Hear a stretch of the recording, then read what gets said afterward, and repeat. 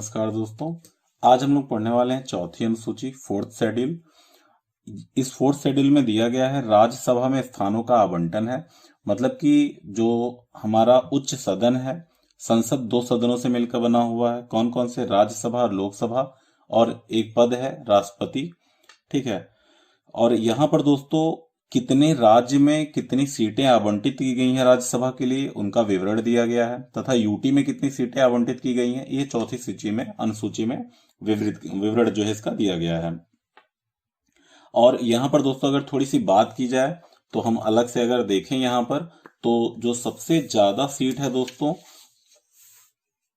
उसमें जो है उत्तर प्रदेश है, यूपी है। और यूपी को दोस्तों सीट मिली हुई है 31 सीट मिली हुई है यूपी को। उसके बाद दोस्तों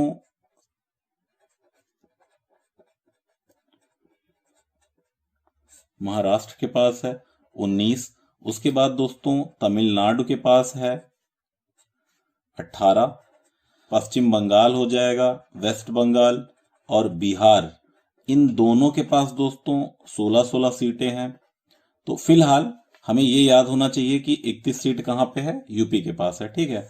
उसके बाद दोस्तों और अगर ध्यान दें यहाँ पे हम, तो सबसे कम अगर ध्यान दें कि सबसे कम सीटें कहाँ पे हैं, तो सबसे कम क्या हो सकता है कि एक सीट, या जहां पे राज्यसभा की सीट ही ना हो, तो फिलहाल हम सबसे कम या बात करेंगे सिर्फ एक सीट कहाँ पे है। ठीक है। तो सबसे कम में एक सीट जो नॉर्थ ईस्ट के स्टेट हैं वहां पर सबके पास एक ही सीट है, एक्सेप्ट असम, असम को छोड़ के। असम क्योंकि आपने देखा होगा स्ट्रक्चर में बड़ा है, तो असम के पास 7 सीटें हैं। तो ये आपको ध्यान रखना है। ठीक है।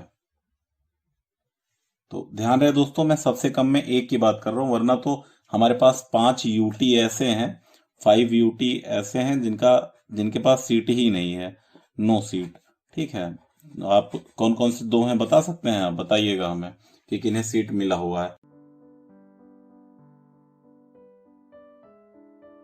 उसके बाद दोस्तों इतनी बातें तो हो गई, आप लिख लीजिएगा और या तो ऐसे सुन लो। और दोस्तों अगर राज्यसभा में सीटों की बात करें, तो राज्यसभा में अगर टोटल मैक्सिमम सीट की बात करें तो वो 250 हो सकती है मैक्सिमम, पर ये मैक्सिमम है, मैक्सिमम। पर वर्तमान में सिर्फ 245 ही हैं।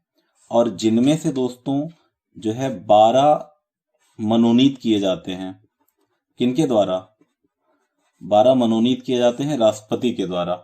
और जो कि विशेष क्षेत्र में जिनका योगदान होता है, जैसे कि कौन कौन से क्षेत्र? साहित्य हो गया, साहित्य हो गया, कला हो गया, विज्ञान हो गया, ठीक है, समाज सेवा हो गया। तो इन्हीं क्षेत्रों से, इन क्षेत्रों से जो है चुन लिए जाते हैं राष्ट्रपति के द्वारा 12। तो बचा कितना? और 12 जो है राष्ट्रपति द्वारा मनोनीत कर लिए जाते हैं। तो आप इसमें से 12 घटा दीजिए, देख लीजिए, ये हुआ 3 और ये हो गया आपका 3, 233। मतलब कि अभी भी यहां पर वैकेंसी जो है बाकी है राज्यसभा में। ठीक है। तो आप एक बार फिर से राज्यसभा के आंकड़ों के बारे में देख सकते हैं। सबसे ज्यादा सीट 31 है महाराष्ट्र, फिर तमिलनाडु, बिहार और पश्चिम बंगाल 16-16। सबसे कम मतलब हम एक की बात करेंगे कहाँ कहाँ पे है, जैसे नॉर्थ ईस्ट के जितने जो 7 सिस्टर्स हैं वहां पे एक एक है, एक्सेप्ट असम। असम बड़ा है, वहां पर जो है 7 राज्य हैं। 5 यूटी के खाते नहीं खुले हुए हैं। और फिर राज्यसभा में मैक्सिमम 250 सीटें होती हैं, पर वर्तमान में 245 ही भरी गई हैं, जिनमें से 233 अप्रत्यक्ष चुनाव के द्वारा चुने गए हैं और 12 जो है मनोनीत किए जाते हैं। किनके द्वारा मनोनीत किए जाते हैं? ये जो 12 हैं ये मनोनीत किए जाते हैं राष्ट्रपति के द्वारा। ध्यान रहे ये सारी चीजें। ठीक है। राष्ट्रपति मनोनीत करता है।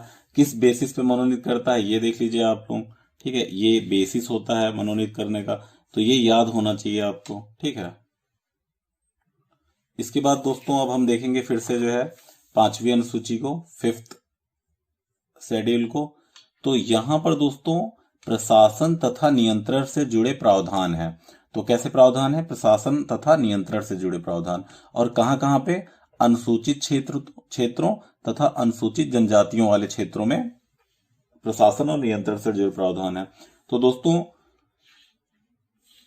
ये तो हो गया सिर्फ आपको ऐसे ही अनुसूची 5वीं के बारे में जान लेना, लेकिन थोड़ा सा और अगर अंदर आएंगे दोस्तों तो एक आर्टिकल है 244, और मैंने आर्टिकल जो एक आपको पार्ट्स याद करवाए थे ट्रिक से, तो वहां पे मैंने बताया था कि भाग 10 में केवल एक ही आर्टिकल है 244, और 244 के दो सब पार्ट्स हैं दोस्तों, 244(1), 244(2), और 244(1) 244(1) का संबंध 5वीं अनुसूची से है, 5th शेड्यूल से है, और 244(2) का जो है 6वीं अनुसूची से संबंध है दोस्तों। तो आप देखिए यहां पर हमें 6th शेड्यूल भी पढ़ लेंगे यहीं पे, ठीक है। तो 2 से लगातार 2, 3, 4, 5, 6, ठीक, और 5 इस 244(1) को बोलें या 5वीं अनुसूची का इसी से संबंध है, तो 244(1) में क्या कहता है कि 5वीं अनुसूची का प्रावधान, ठीक है, 4 राज्यों को छोड़कर शेष सभी राज्यों के अनुसूचित क्षेत्रों, शेष सभी राज्य तो लिखा हुआ है लेकिन उनके कौन से क्षेत्र, अनुसूचित क्षेत्र, मान लो किसी राज्य में अनुसूचित क्षेत्र नहीं है तो वहां पर नहीं, तथा अनुसूचित जनजातियों के प्रशासन तथा नियंत्रण के लिए लागू होंगे, सिर्फ 4 राज्यों को छोड़ के। अच्छा भैया, इन 4 राज्यों को याद कैसे करेंगे? इन 4 राज्यों को याद कराने के लिए कह सकते हो एक कोड है तू मेमिया, ऐसे ये हमारा जो क्षेत्र है वहां पर अवधी और भोजपुरी इस तरह की भाषाओं में बोल देते हैं ना, जैसे बकरी में करती रहती है कि भैया तुम बोलते रहो, हमें फर्क नहीं पड़ता जो है। तो तू मेमिया, तू से हो गया त्रिपुरा, मे से हो गया मेघालय, मी से हो गया मिजोरम, और आ से हो गया असम।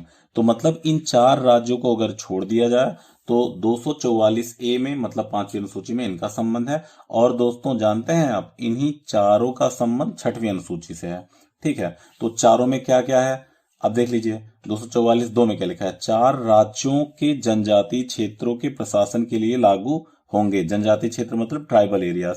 अच्छा, ये 4 राज्य में कुछ जिले हैं दोस्तों, उन्हीं के बारे में हम बात करेंगे। तो वो जिले कौन कौन से हैं उसको आप एक नोट्स बना लीजिएगा, और वो जिले हैं ये, ठीक है।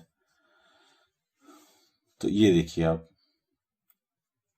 244(2) 6वीं अनुसूची, ट्राइबल एरिया जनजातीय क्षेत्र, यहां पर दोस्तों त्रिपुरा, तुमेमिया, तो त्रिपुरा में त्रिपुरा जनजातीय क्षेत्र जिला, मेघालय में है दोस्तों गारो, खासी, जयंतिया, ये 3 पहाड़ी है वहां पे और जनजाति भी है, और ये जिले भी हैं वहां पे, गारो पहाड़ी जिला, खासी, जयंतिया। तो यहाँ पर जो है अनुसूचित 6th का जो है लगेगा, और चकमा, मारा, लई, तो ये मिजोरम वाला मुझे लगता है याद करना पड़ेगा, चकमा, मारा, लई, और ऐसे भी याद करेंगे तो लग रहा है जैसे कि मार लई चकमा, चकमा देके मार लिया, कि चकमा दिया फिर उसको पिटाई कर दिया मैंने उसके, चकमा, मारा, लई। और असम का देखिए दोस्तों, दीमा हसाव एक जिला है, दीमा हसाव, और इसका पहले नाम हुआ करता था उत्तरी कछार जिला, और एक स्वायत्त जिला है, ऑटोनॉमस जिला है। उसके बाद कार्बी आंगलांग जिला है, और फिर बोडोलैंड जिला है। दोस्तों ये बहुत इंपॉर्टेंट है। अब आप ये मत समझिएगा कि यहीं तक खत्म हो गया सब कुछ, इसके बाद भी बहुत कुछ पढ़ा जाता है, पर मैंने कहा ना कि सब कुछ एक साथ नहीं बताया जा सकता, पर धीरे धीरे करके, अब जैसे कभी मैं आगे जब बढ़ूंगा तो आपसे कह दूंगा कि मैं ये पहले पढ़ चुका हूं, तो ये आपकी लायबिलिटी है कि इसको आपको पूरा करना पड़ेगा। इस वीडियो में इतना ही है दोस्तों।